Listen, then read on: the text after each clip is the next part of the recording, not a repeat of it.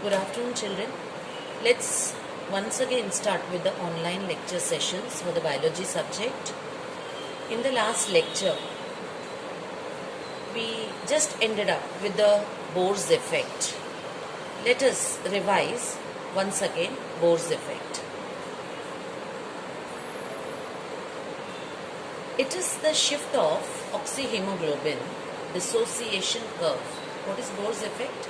It is the shift of oxyhemoglobin dissociation curve due to change in the partial pressure of carbon dioxide dissolved in the blood. Yeah, what is Bohr's effect? It is the shift of oxyhemoglobin dissociation curve, which is due to partial pressure of carbon dioxide in the blood. Now, next, let us move on to Heldon's effect. Oxyhemoglobin acts as an acid and it decreases the pH of the blood. Due to increase in the number of hydrogen ions, right, the bicarbonate ions changes into water and carbon dioxide. Therefore, in the alveoli, we observe that the partial pressure of oxygen is high, whereas the partial pressure of carbon dioxide is low. Due to this, the oxygen binds with the hemoglobin, whereas an opposite phenomenon is observed in the tissues. The partial pressure of oxygen is lower and the partial pressure of carbon dioxide is high. Therefore, hemoglobin does not hold much of oxygen and this oxygen is released for diffusion into the cells and the tissues. The oxygen is made free for the cells and tissues to utilize it. See children, the Bohr's effect curve is a sigmoid curve. You can very beautifully see how the curve, the nature of the curve is a sigmoid curve.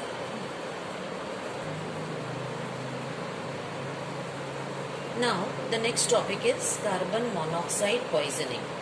You know very well children, number of vehicles you see on the road releases a black soot.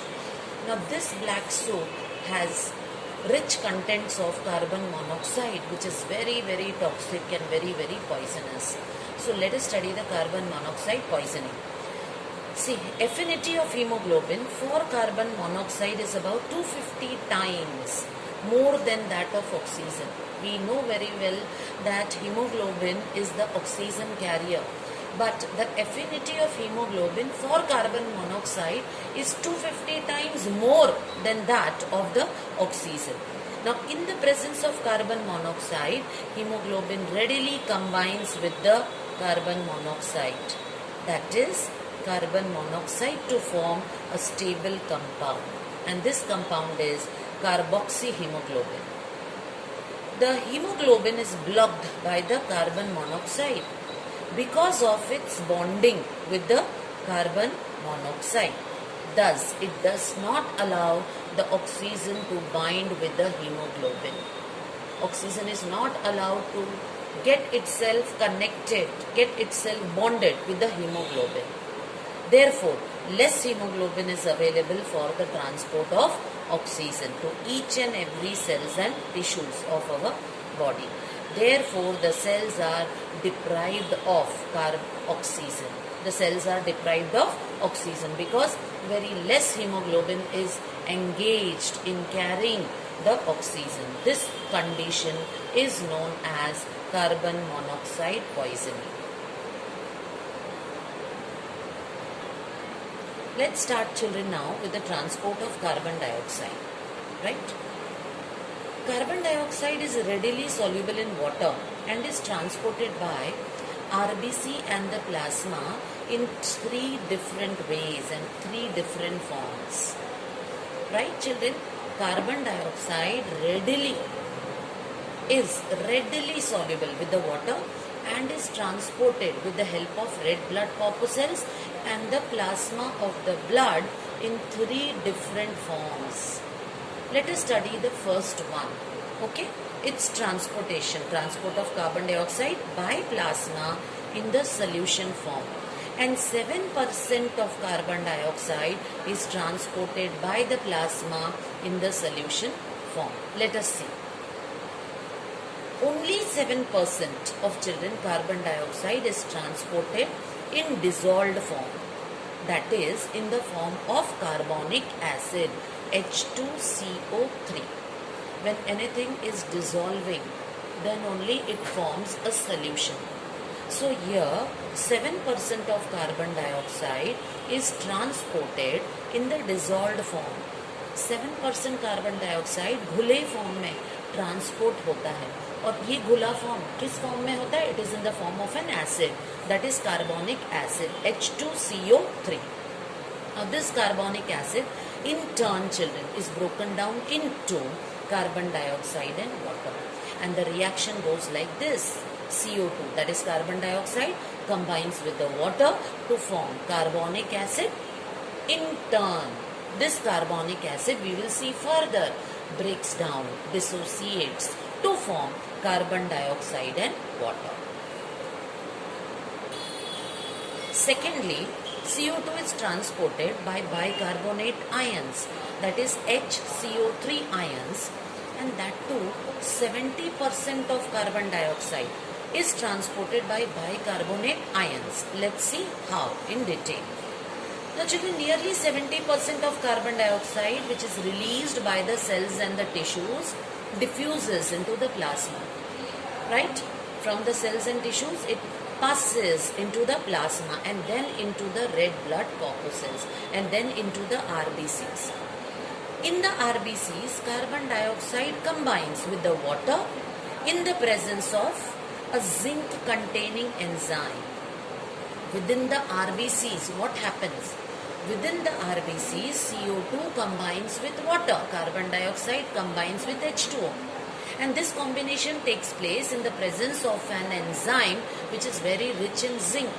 A zinc containing enzyme, that is carbonic anhydrase. Carbonic anhydrase is the name of the enzyme which is very rich in zinc to form carbonic acid.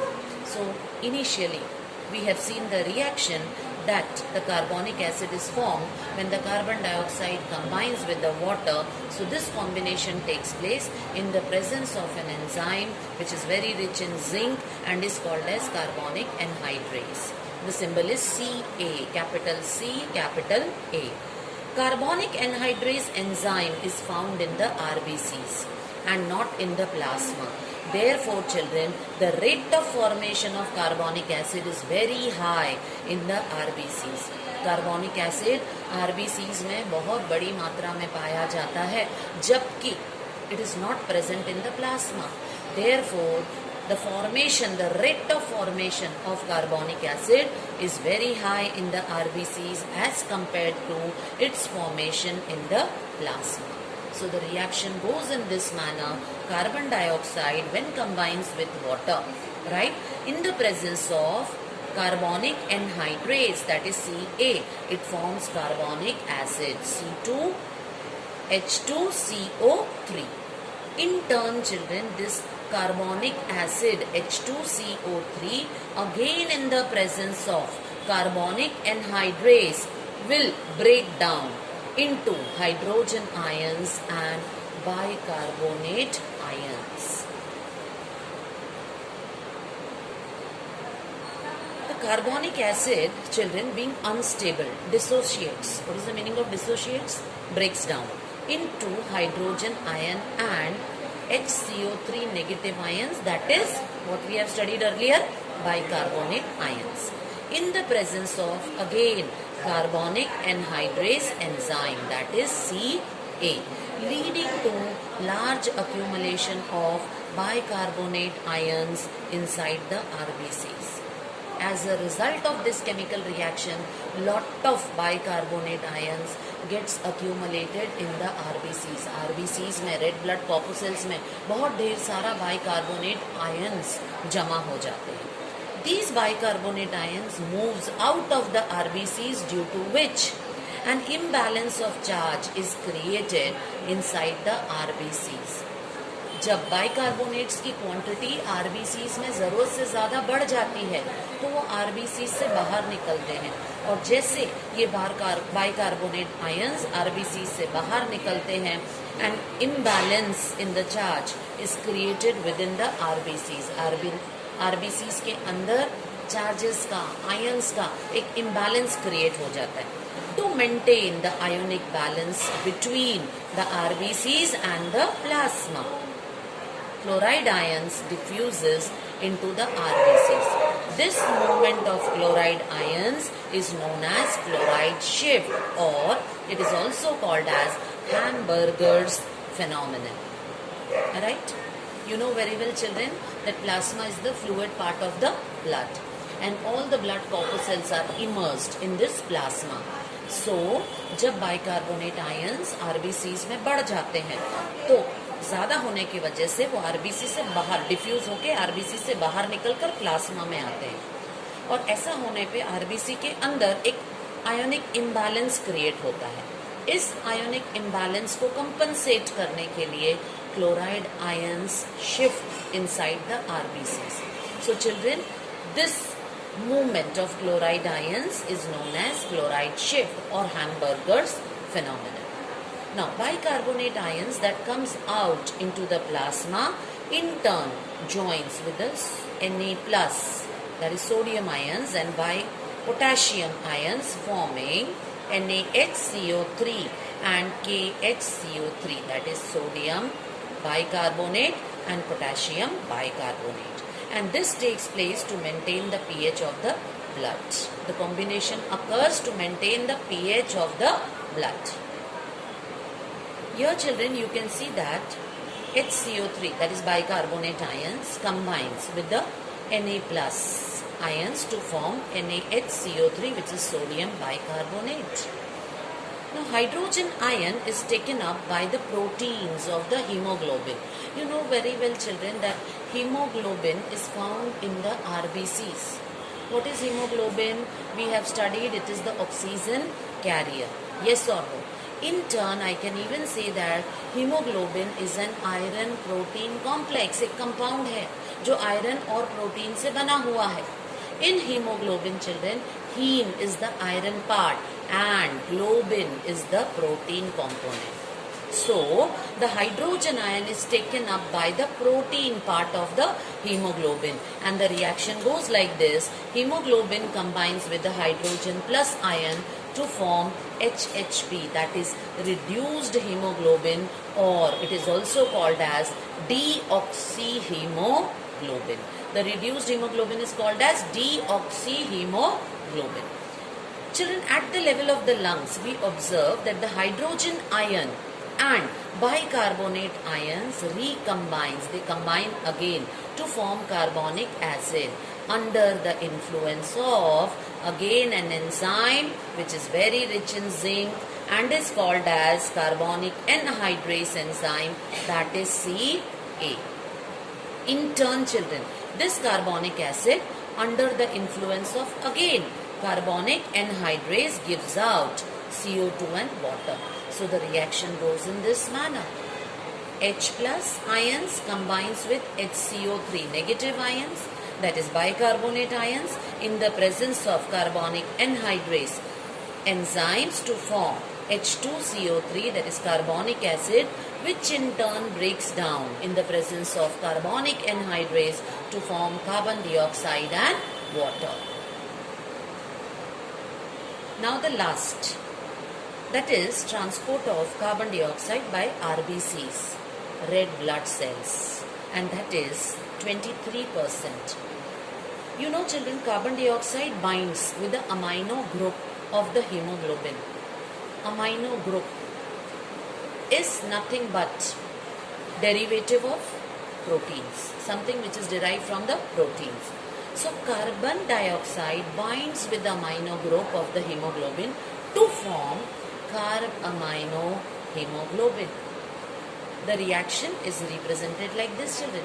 Hb, which stands for hemoglobin, combines with carbon dioxide to form hemoglobin, in which form carbamino hemoglobin.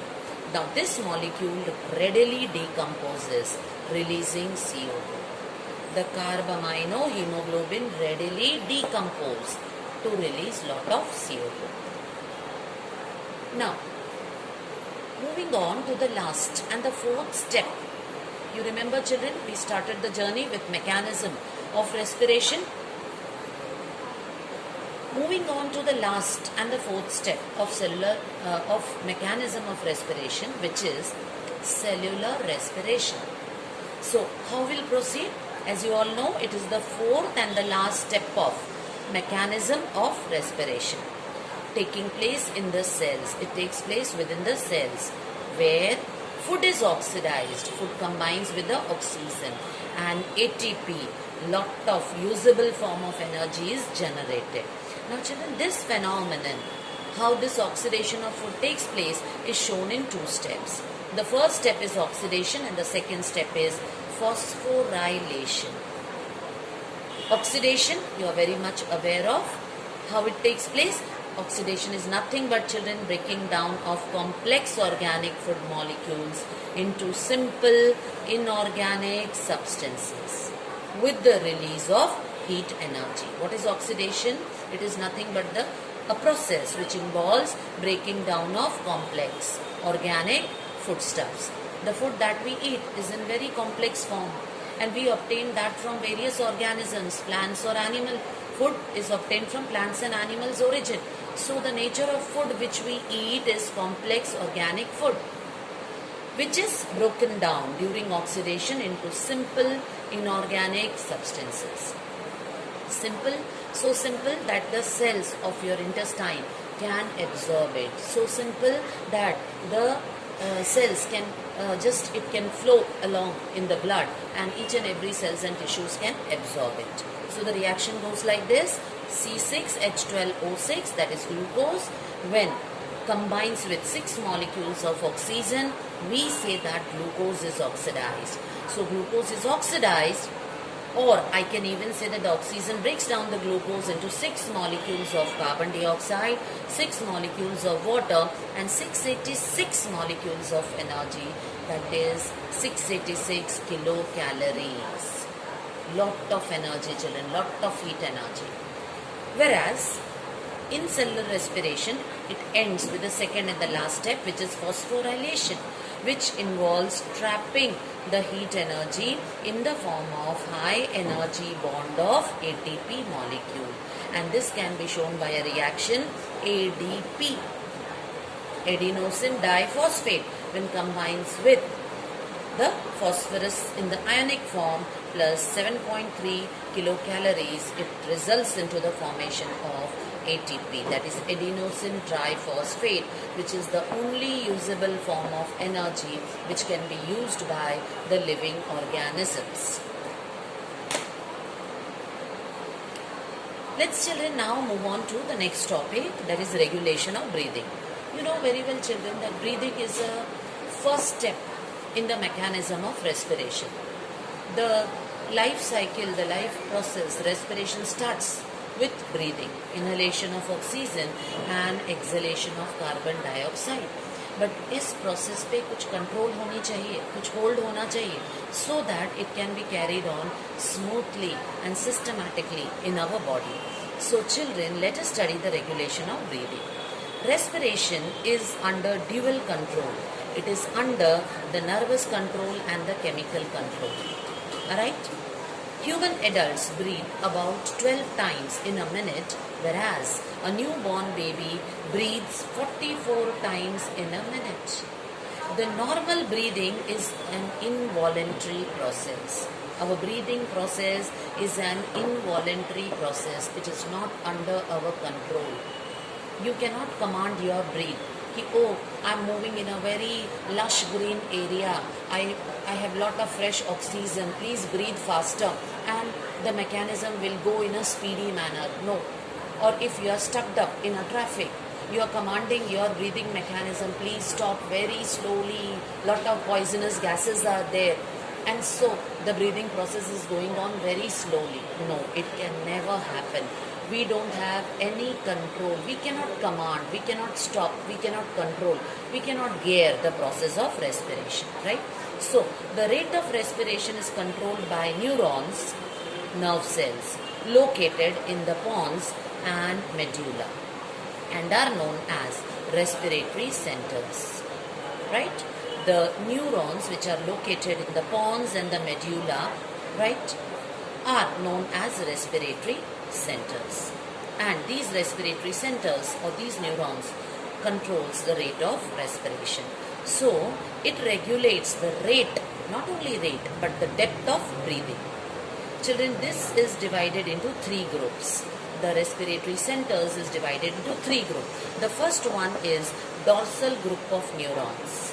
The second one is ventrolateral group of neurons. And the last one is pneumotaxic center.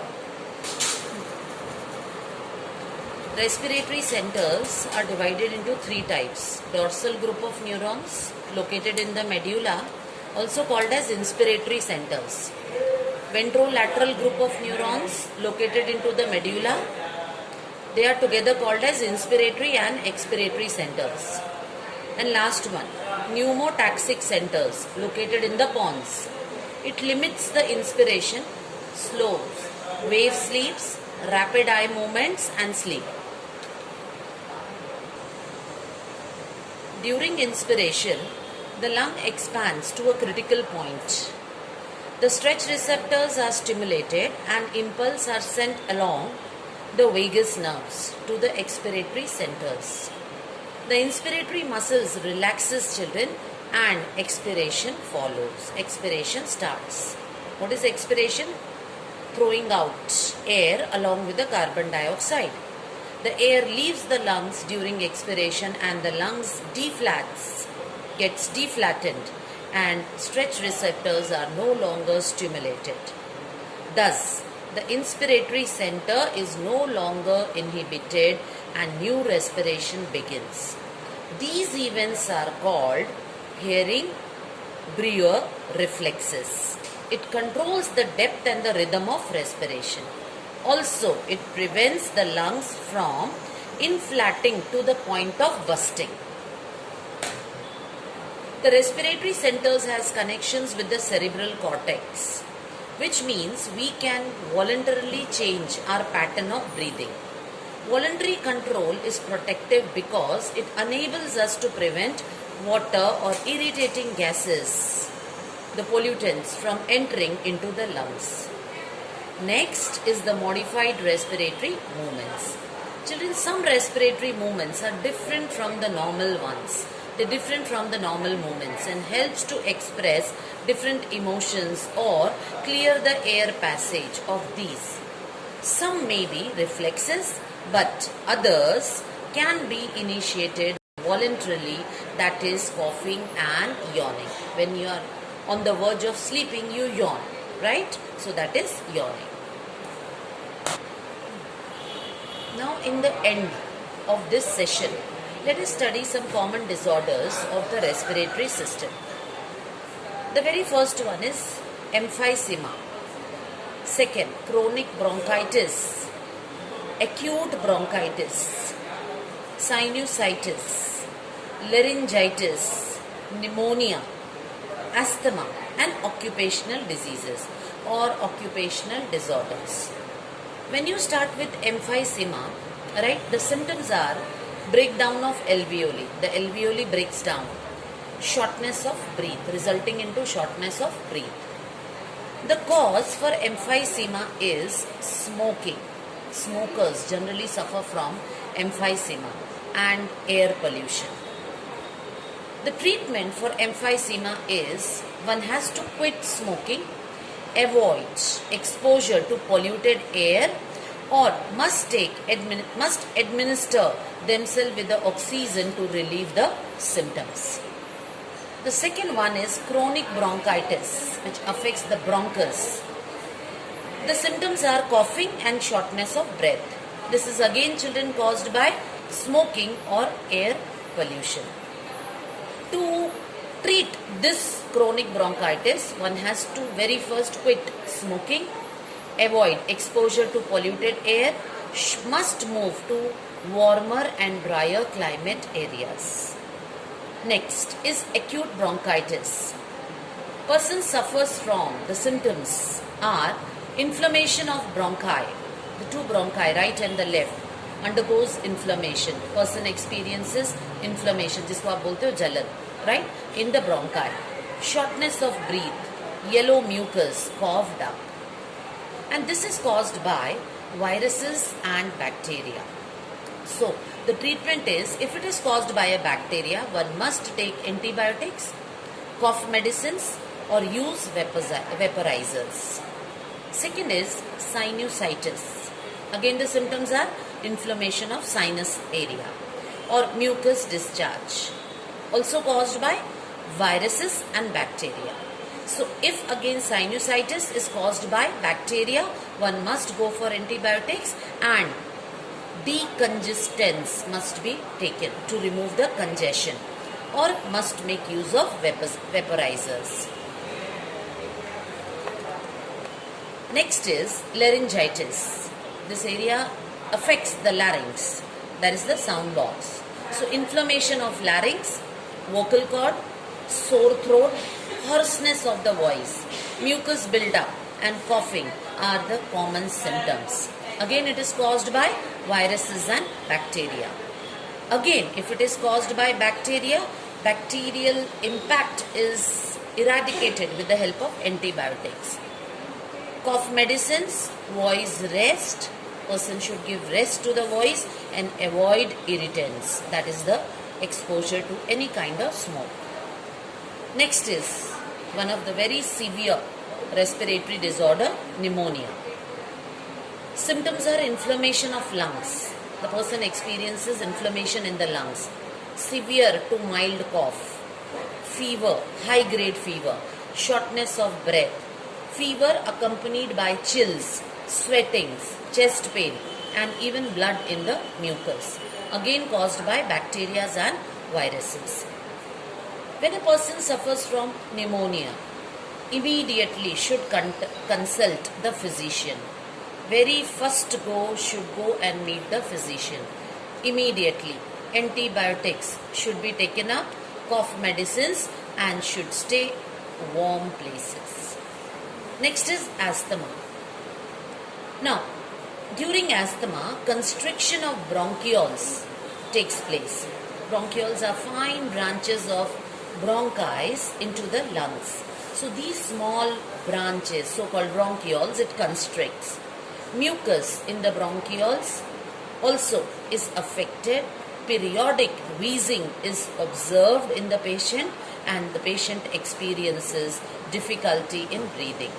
So asthma is mostly caused by allergies. Allergies to pollen grains, allergies to any kind of food particles, food additive substances which are added in the food, or even it can be caused by the pet hairs. Generally घरों में dogs या बिल्लियों की वजह से, उनके hairs की वजह से उन घरों के छोटे बच्चों को एस्थमेटिक प्रॉब्लम्स होते हैं, राइट?